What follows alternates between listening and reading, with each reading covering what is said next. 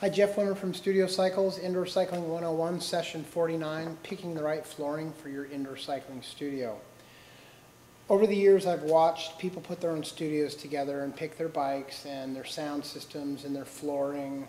And one thing that a lot of owners and people putting these facilities together tend to overlook is the flooring that the bikes are going to be sitting on. And it's important to note that because so many people come to class wearing their cycling shoes, and a cycling shoe tends to be stable on ground that's, dirt or even grass or rough cement.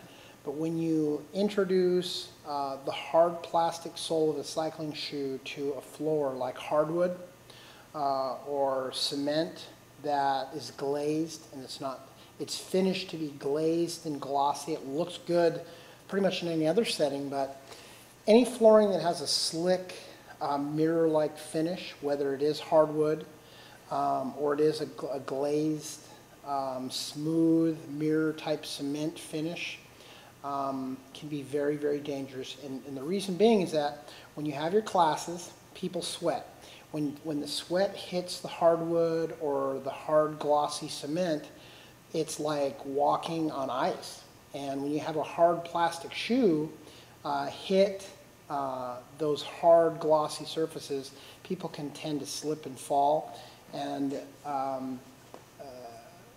most spinning facilities or indoor cycling facilities, however you want to call them, if you have a room and it's fairly a tightly confined room with a lot of bikes, you're going to have a lot of things protruding, a lot of square steel edges and pedals.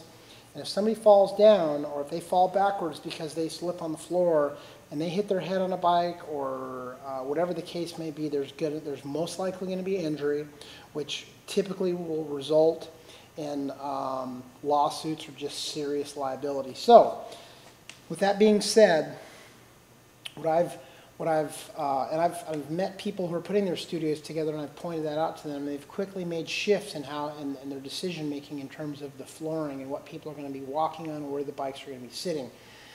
Typically, if you have glossy cement flooring, the best thing to do is put down either a coat of some sort of a clear material that has grit or sand. And I've seen contractors actually mix gritty sand into the paint and then roll it onto the floors.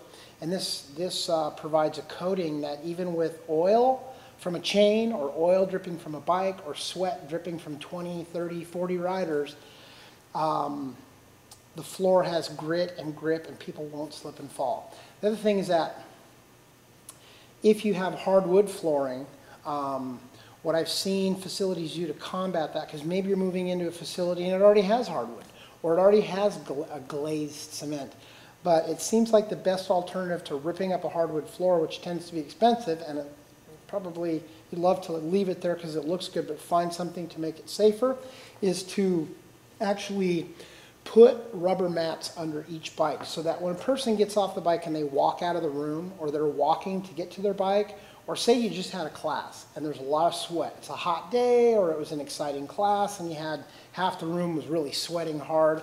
You have moisture all over the floor. When you have rubber matting intermittently spaced around hardwood, people tend to walk from mat to mat to mat to mat, and it does tend to be a little safer than just having the bikes on hardwood. Bikes on hardwood look great. Bikes on glossy cement look great.